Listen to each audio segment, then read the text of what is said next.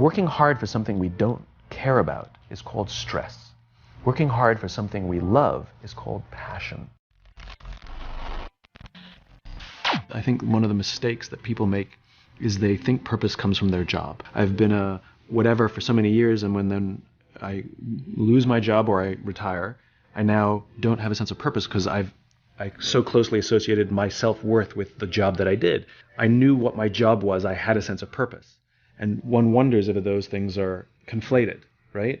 Which is I had a sense of purpose for my job, but then when I didn't have the job, all of a sudden I woke up in the morning, didn't know what to do. The purpose is not your MOS. Your purpose is not you're a saw gunner. Your purpose is not the job that you wake up to do every day. Your purpose is something bigger. I have 5 little rules that you can follow as you find your spark and bring your spark to life. The first is to go after the things that you want. Let me tell you a story. So a friend of mine and I, we went for a run in Central Park. The Roadrunners organization, on the weekends, they host races. And it's very common at the end of the race, they'll have a sponsor who will give away something, apples or bagels or something. And on this particular day, when we got to the end of the run, there were some free bagels. And they had picnic tables set up, and on one side was a group of volunteers. On the table were boxes of bagels, and on the other side was a long line of runners waiting to get their free bagel. So I said to my friend, let's get a bagel. And he looked at me and said, the line's too long. And I said, free bagel. And he said, I don't want to wait in line. And I was like, free bagel. And he says, it's too long. And that's when I realized that there's 2 ways to see the world. Some people see the thing that they want, and some people see the thing that prevents them from getting the thing that they want. I could only see the bagels. He could only see the line. Because the rule is, you can go after whatever you want. You just cannot deny anyone else to go after whatever they want. You don't have to do it the way everybody else has done it. You can do it your way. You can break the rules. You just can't get in the way of somebody else getting what they want. Rule number 2. In the 18th century, there was something that spread across Europe and eventually made its way to America called puerperal fever, also known as the Black Death of Childbed. Basically what was happening is women were giving birth and they would die within 48 hours after giving birth. This Black Death of Childbirth was the ravage of Europe, and it got worse and worse and worse over the course of over a century. And these doctors and men of science wanted to study and try and find the reason for this Black Death of childbed, and so they got to work studying, and they would study the corpses of the women who had died. And in the morning they would conduct autopsies, and then in the afternoon they would go and deliver babies and finish their rounds. And it wasn't until somewhere in the mid-1800s that Oliver Wendell Holmes realized that all of these doctors who were conducting autopsies in the morning weren't washing their hands before they delivered babies in the afternoon. And he pointed it out and said, guys, you're the problem. And they ignored him and called him crazy for 30 years, until finally somebody realized that if they simply washed their hands, it would go away. And that's exactly what happened. When they started sterilizing their instruments and washing their hands, the Black Death of childbed disappeared. The lesson here is, sometimes you're the problem. Take accountability for your actions. You can take all the credit in the world for the things that you do right, as long as you also take responsibility for the things you do wrong. It must be a balanced equation. You don't get it one way and not the other. You get to take credit when you also take accountability. Lesson 3, take care of each other. The United States Navy SEALs are perhaps the most elite warriors in the world. And one of the SEALs was asked, who makes it through the selection process? Who is able to become a SEAL? And his answer was, I can't tell you the kind of person that becomes a SEAL. I can't tell you the kind of person that makes it through BUD/S, but I can tell you the kind of people who don't become SEALs. He says the guys that show up with huge, bulging muscles covered in tattoos who want to prove to the world how tough they are, none of them make it through. He said the preening leaders who like to delegate all their responsibility and never do anything themselves, none of them make it through.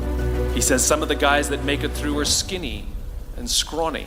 He said some of the guys that make it through, you will see them shivering out of fear.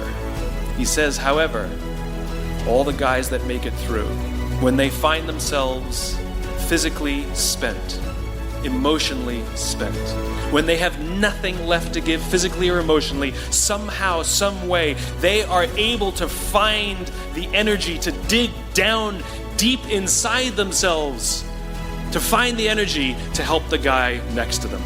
They become SEALs, he said. You want to be an elite warrior, it's not about how tough you are, it's not about how smart you are, it's not about how fast you are. If you want to be an elite warrior, you better get really, really good at helping the person to the left of you and helping the person to the right of you. Because that's how people advance in the world. The world is too dangerous and the world is too difficult for you to think that you can do these things alone. If you find your spark, I commend you. Now, who are you going to ask for help, and when are you going to accept help when it's offered? Learn that skill. Learn by practicing helping each other. It'll be the single most valuable thing you ever learn in your entire life, to accept help when it's offered and to ask for it when you know that you can't do it. The amazing thing is, when you learn to ask for help, you'll discover that there are people all around you who've always wanted to help you. They just didn't think you needed it because you kept pretending that you had everything under control. And the minute you say, I don't know what I'm doing, I'm stuck, I'm scared, I don't think I can do this, you will find that lots of people who love you will rush in and take care of you. But that'll only happen if you learn to take care of them first. Lesson 4.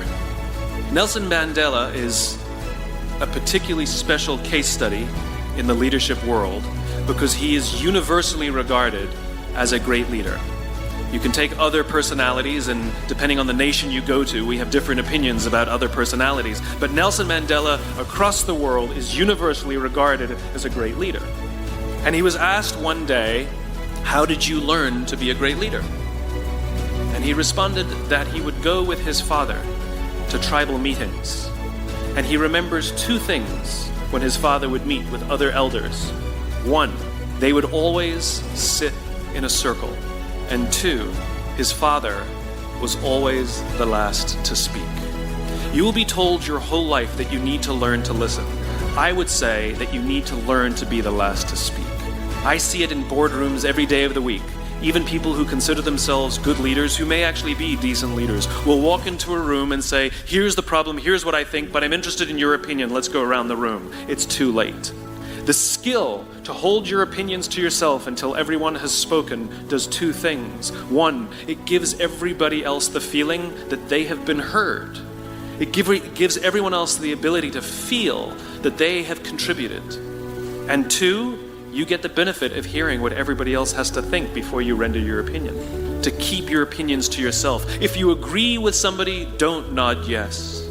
If you disagree with somebody, don't nod no. Simply sit there, take it all in, and the only thing you're allowed to do is ask questions so that you can understand what they mean and why they have the opinion that they have. You must understand from where they are speaking, why they have the opinion they have, not just what they are saying. Practice being the last to speak. One afternoon, I went to buy a cup of coffee, and there was a barista by the name of Noah who was serving me. Noah was fantastic. He was friendly and fun, and he was engaging with me, and I had so much fun buying a cup of coffee, I actually think I gave 100% tip, right? He was wonderful. So as is my nature, I asked Noah, do you like your job? And without skipping a beat, Noah says, I love my job. And so I followed up. I said, what is it that the Four Seasons is doing that would make you say to me, I love my job? And without skipping a beat, Noah said, throughout the day, managers will walk past me and ask me how I'm doing, if there's anything that I need to do my job better. He said, not just my manager, any manager. And then he said something magical. He says, I also work at Caesar's palace. And at Caesar's Palace, the managers are trying to make sure we're doing everything right. They catch us when we do things wrong. He says, when I go to work there, I like to keep my head under the radar and just get through the day so I can get my paycheck. He says, here at the Four Seasons, I feel I can be myself. So we in leadership are always criticizing the people. We're always saying, we gotta get the right people on the bus. I've gotta fill my team. I gotta get the right people. But the reality is, it's not the people, it's the leadership. If we create the right environment, we will get people like Noah at the Four Seasons. If we create the wrong environment, we will get people like Noah at Caesar's Palace. There was a former Undersecretary of Defense who was invited to give a speech at a large conference, about 1,000 people. And he was standing on the stage with his cup of coffee and his styrofoam cup. And he took a sip of his coffee and he smiled and he looked down at the coffee. And then he went off script. And he said, you know, last year I spoke at this exact same conference. Last year I was still the undersecretary. And when I spoke here last year, they flew me here business class. And when I arrived at the airport,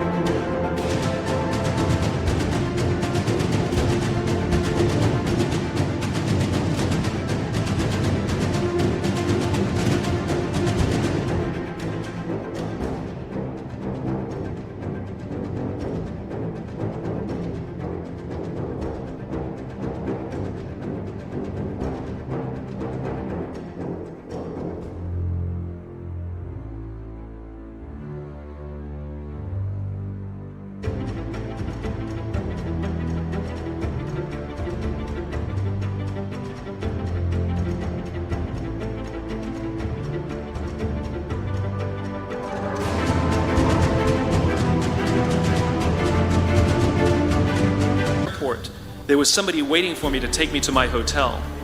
And they took me to my hotel and they had already checked me in and they just took me up to my room. And the next morning I came downstairs and there was someone waiting in the lobby to greet me, and they drove me to this here same venue and handed me a cup of coffee in a beautiful ceramic cup. He says, I'm no longer the undersecretary. I flew here coach. I took a taxi to my hotel and I checked myself in. When I came down the lobby this morning, I took another taxi to this venue. And when I asked someone, do you have any coffee? He pointed to the coffee machine in the corner and I poured myself a cup of coffee into this here styrofoam cup. He says the lesson is, the ceramic cup was never meant for me. It was meant for the position I held. I deserve a styrofoam cup. Remember this. As you gain fame, as you gain fortune, as you gain position and seniority, people will treat you better. They will hold doors open for you. They will get you a cup of tea and coffee without you even asking. None of that stuff is meant for you. That stuff is meant for the position you hold. It is meant for the level that you have achieved of leader or success or whatever you want to call it. But you will always deserve a styrofoam cup. Remember that lesson of humility and gratitude. You can accept all the free stuff. You can accept all the perks. Absolutely, you can enjoy them. But just be grateful for them and know that they're not for you. And so I keep meeting these wonderful, fantastic, idealistic, hardworking, smart kids. They've just graduated school. They're in their entry-level job. And I sit down with them and I go, how's it going? They go, I think I'm going to quit. I'm like, why? They're like, I'm not making an impact. I'm like, you've been here 8 months. You know? It's as if they're standing at the foot of a mountain and they have this abstract concept called impact that they want to have in the world.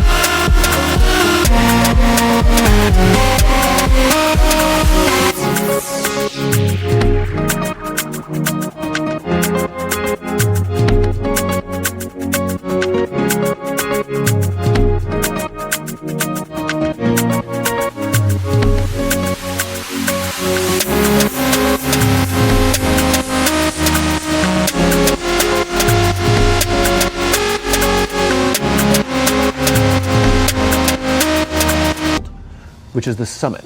What they don't see is the mountain. I don't care if you go up the mountain quickly or slowly, but there's still a mountain. And so what this young generation needs to learn is patience. That some things that really, really matter, like love, or job fulfillment, joy, love of life, self-confidence, a skill set, any of these things, all of these things take time. Sometimes you can expedite pieces of it, but the overall journey is arduous and long and difficult. All you need to do is have the will and the desire to want to understand what drives and inspires you.